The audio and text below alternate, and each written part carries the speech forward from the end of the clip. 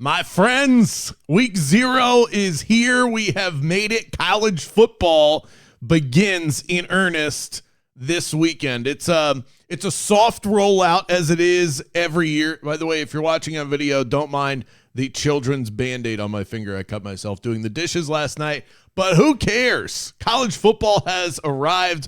We have an in-state team that is playing on Saturday, so rejoice. And I'm going to preview that game as well as the other games inside of the state of Florida that we will see rolled out over the next week plus. So I want to make sure this is a sports betting podcast. Unless you're a whale who's betting $10K per game or more, you got to get in early if you want the best lines. That's the way to make money before the lines sharpen up. I would never recommend playing into a point spread. If you're playing into the most liquid markets that are out there, you've got to bet early, or you have to be insanely good with your numbers or a top-down approach in terms of plucking the bad numbers that still exist. But with more people betting than ever, even though we have these prediction markets and exchanges and all of these different formats in which you can lay a wager down on a sporting event, it's important that you get in early because the good stuff is being gobbled up quickly. So I think that for right now, Florida State plays this weekend. We've got Miami, UCF, and Florida that play the following weekend. Getting in on it now, if you want to, would be, or at least reading the market starting now, is the way to go. So we're going to detail all of those. I have battled with this idea of what exactly is this podcast going to be. I think of it more as a thought starter, a process driver, than a pick service. I do lay picks. I make bets on a lot of these games. I'm not going to bet on every single game. And I will talk about some of the bets that I have one bet for the games that we're going to talk about here. If you want the bets that I place, if that is something of interest to you, follow me on the Action Network app at BK Picks. That's where I log all of my action. 100% of my plays get logged in the app. I've got over 45,000 bets that have been logged, or at the 4,000 at this point. Let's check the old app here. I want to make sure I give you the most accurate information possible. Indeed, we are looking at 4.8 thousand bets that have been placed in the Action Network app over the time of me logging action there. So very transparent about what I do, but I'm not coming on here just to tell you, go bet this, go bet that. I'm going to give you process, let you make your own decisions. So first up, August 29th, week 0, the only week 0 game inside of the state for the 4 teams that we care about. I'm not going to discuss USF very much on this podcast. Florida State, UCF, Florida, Miami on the college side. And then, of course, when we get to the NFL, we'll talk Bucks, Jags, and my terrible Miami Dolphins. Well, let's start with week 0. First up, and my best bet of the slate as well. So great place to start. FSU is listed at minus 31.5 if you look at the only legal sports book in the state of Florida, and that is Hard Rock Bet. They're taking on New Mexico State. Price sensitivity is going to matter here, and I'll detail that in a second. FSU looking to bounce back after a dreadful couple of seasons. They've won 7 games in the last 2 years combined, but a new quarterback in Ashton Daniels and an AD that insists that they're spending money. They're not spending like a top-tier spender, but on that next level, that next tier of teams. So not the Oregons, but the Wisconsins of the world. Good enough if you have good coaching and you've done good in terms of your talent evaluation. Deuce Robinson is one of the best wide receivers in the sport, so they have that to lean on. New Mexico State is coming off of a losing season. A lot of folks that I've listened to completely out on their head coach in Tony Sanchez. They were 4-8 in 2025. This is not expected to be a good team, and they started the year with back-to-back wins last year and then went 1-5 in their final 6 games. Their only game against a power conference opponent last year, a 42-9 loss to the Tennessee Volunteers. Frankly, none of us know enough about FSU. I don't know enough about the opponent to give you a scorching hot read on this one, but this is where the numbers come into play. Bill Connolly's SP Plus, I will reference that a lot, especially at the start of the year before I start to develop my own numbers. I make my own power ratings in the NFL. I'm very confident with the numbers that I produce. I cannot do that at the same confidence level, anywhere close to it, in college football, because there's just so much movement in the sport. And we're talking about college kids that take massive leaps forward year over year or take massive steps back. So I think I could make numbers. They would just be, I wouldn't trust them. So I don't do it. So I lean on people that I do trust. Bill Connolly's SP Plus has always been, at least for the last couple of years as I've been tracking this, has been a really good source. It's kind of a North Star for where the number should be and where you're getting taxed. And I think that that's the important thing to pay attention to. Bill Connolly's SP Plus has the Florida State Seminoles as a 9.1 on the season.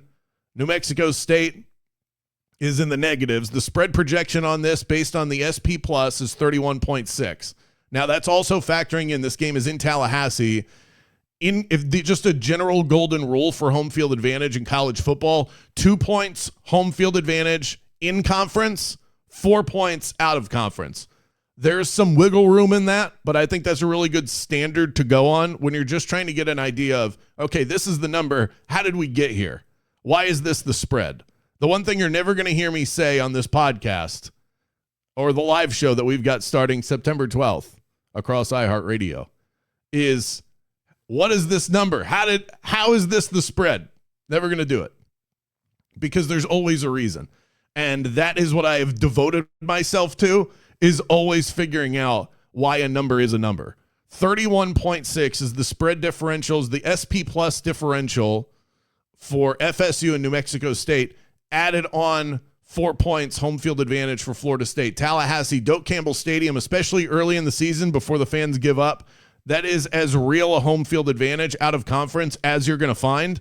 So I'm comfortable giving them the full 4 points. If we do that, again, that's 31.6. The spread on this game is 31.5 on Hard Rock. So what I did is I found a 29.5 at minus 122 on ProfitX last night, and I took it.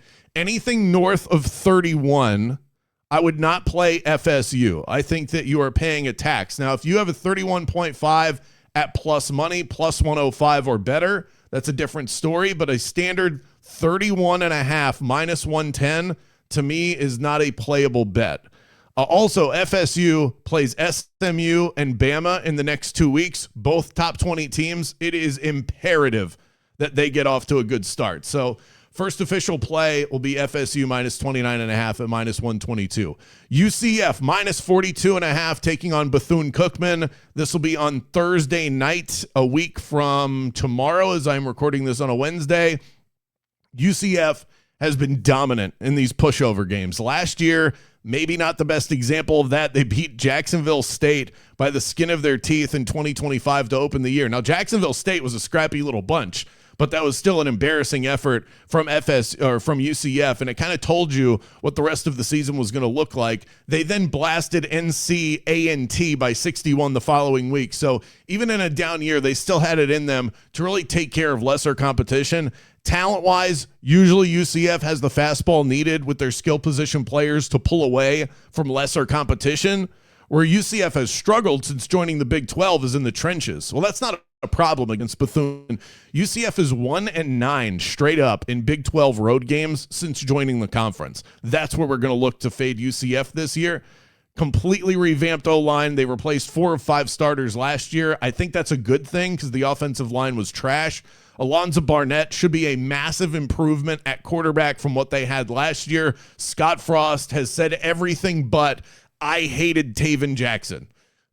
That wasn't his guy. And now Alonzo Barnett feels much more of a Scott Frost type of quarterback. You have to be willing to run, not able to run, willing to run. And Alonzo Barnett is that. Also, the defense was a surprise last year. UCF's defense ranked inside of the top 60 in college football last year. And while that doesn't sound all that impressive, when you consider how many college football teams there are, that puts them in the top half of college sports. Alex Grinch, The defensive coordinator has done a really good job. This is another one that has moved up since May. This opened up 38.5. UCF minus 38.5, now sitting at 42.5. You can find some 41.5s out there. I don't mind laying it with UCF if you wanted a play on this game. Again, they've done a good job in taking care of that lesser comp. Scott Frost looking to make a statement. They have a tough opponent in week 2 against Pitt, so I see this as a tone setter sort of a game. Build the confidence up before going into a really tough matchup, and the season truly begins for UCF in the second week of the season. I don't have an SP plus projection on this game, which is why it's hard for me to bet it. If I would bet it, this would be a half unit play just because I don't have a baseline number, and that's where I start in terms of putting my full confidence towards a wager. The SP Plus only rates the FBS teams. Bethune-Cookman is an FCS opponent. Massive number on this. Not surprised. It's UCF or nothing. Try and get the best number that you can. Florida, minus 27.5, taking on FAU on next Saturday night. The Gators just named their starting quarterback, Aaron Philo. He came over to Gainesville with Buster Faulkner, the new OC. FAU bringing back Zach Kitley as their head coach for a second straight season. The first year was a bit of a mess, a 4-8 record. Every time they leveled up in competition, they got smashed. They lost to Maryland by 32. The Swamp has one of the best home field advantages in college football. So like Florida State, week 1, non-conference opponent, we're going to give them the full 4 points here for home field advantage. It's tempting to lay it with the Gators here. I would bet a plus money 27.5 or a 26.5 at minus 105. That would be more ideal. This is a big money split game. 78% of the money is on Florida, just 21% of the bets on Florida. Now, that is not gospel, but I think it's an interesting thing to know. Those numbers, to me, really hold value in terms of betting splits. It's something a lot of these betting sites, I work with Action Network, it's a big part of the business model. VSiN has them as well. I think it's interesting to know. It's a great place to start, to just give yourself an idea of, I'm on this side. Is the money on this side or are the tickets on this side? Is a good pause before placing a bet. It's not a reason to place a bet. And I think it's more valuable the bigger the game is. So Florida FAU, I would take it with a big grain of salt. But if you're on the Florida side, just know that right now that's where the dollars are. John Summerall was 6-7 against the spread last year at Tulane, but the year prior, 65% ATS in 2024. So the books caught up to John Summerall, but I view him as a spread covering coach, something to pay attention to. That signals a guy that is not just interested in winning, he's interested in dominating. I'm curious to see which version of John Summerall we get. Is it winner? Is it the spread coverer, or is it both? And the Florida's going to be listed as underdogs a lot throughout the year, so they can be spread coverers and lose. But that, of course, cannot be the case in week 1. The spread projection in this game, Florida is a 15.2 that ranks 20th in college football, and the spread differential with home field is 25.3, which is why 26.5 really is. You're paying a tax even by doing that. Honestly, the Swamp is such a massive home field advantage, and there's real energy behind Florida right now that I'd be willing to pay the tax a little bit on Florida, but I'm probably going to lay off of that game entirely. Miami, minus 24.5 at Stanford. This is going to be next Friday night. This is week 2 for Stanford, a short week on top of that, so factor that in. They play Saturday night at home against Hawaii. The fact that they get to stay home is a plus, but I think it's an even bigger plus for the Canes that they don't need to make this trip in the middle of the season. When you're rehabbing injuries and you're in the grind of the season, a 5-hour flight and the time change and adjusting to all of that is a lot rougher than it is for Miami going into week 1. So I'm trying to sort of toy with that as I go through the home field advantage. It's 2 points home field in conference.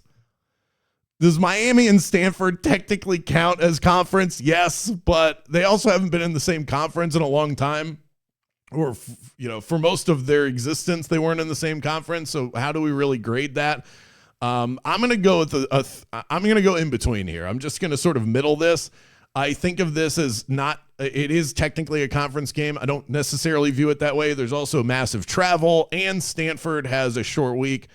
We're going to give Stanford a 3-point home field advantage, and even that might be a little bit aggressive here. I have the spread projection on this game. Miami is 22. They're 7th in college football at a minus 21.3. That's with the 3-point home field advantage for Stanford. That means, in terms of the numbers, Stanford is the side. Look for where you're paying the tax early on in the season. Miami made it to the national championship game. If we look at the spread projections that I've laid out for all of these games, the biggest tax that you will buy is on Miami. Not a surprise. Now, on the Stanford side, a little bit interesting in Palo Alto. Davis Warren is the quarterback for the Stanford Cardinal. He was J.J. McCarthy's backup the year that they won a title. A lot of college football experience, not necessarily great experience, but experience. When he has seen the field, he has not been good, but that was at a much higher level. Decent O-line. This will be a real test for the Hurricanes, and if you want to see if Miami can dominate, this is going to provide some very real context for that. Unlike some other matchups, Miami has offensive talent out the wazoo, but they're breaking in a new O-line. They have a cupcake in week 2. They have every incentive to ease into this season. I would expect a big game from running back Mark Fletcher. Maybe you can bet that on underdog. I could very well see a 34-10 win, and then we fall short of the number because of it. I would lean Stanford if I was betting this game. I think the tax on Miami is just a little bit too steep. I mean, keep in mind how key a number like 24 is. 3 touchdowns and a field goal gets you to 24. You want to steer clear of that. My official play for the first 4 games inside of the state is FSU minus 29.5 against New Mexico State.